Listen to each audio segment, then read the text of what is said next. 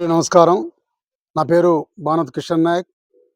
తెలంగాణ జాగృతి రాష్ట్ర కార్యదర్శిగా ఉన్నాను.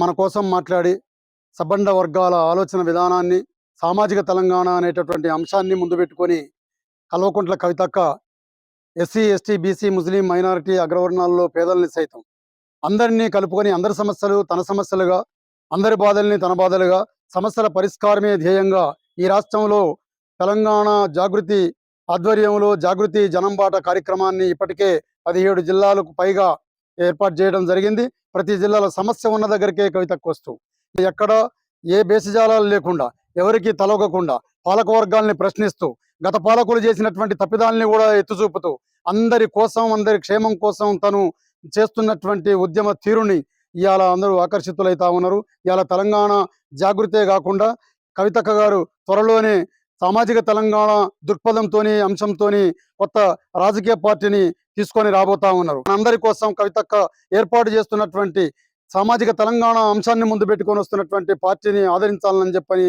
అందరికీ తెలియజేస్తా ఉన్నా. జై తెలంగాణ, జై జై తెలంగాణ, జై కవితక్క.